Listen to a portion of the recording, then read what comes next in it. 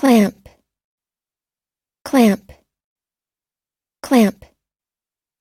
Clamping, clamped, clams.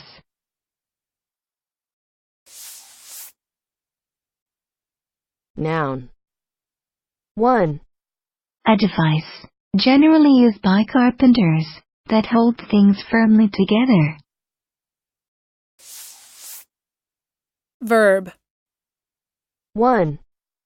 Fasten or fix with a clamp. 2. Impose or inflict forcefully. Listen and practice.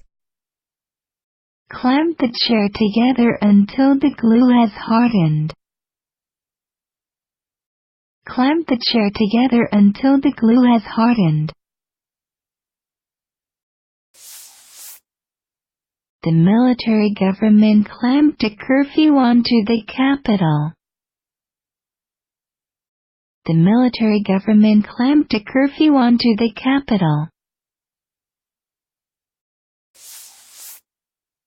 Many openers have a magnet or set of clamps to grip the open lid.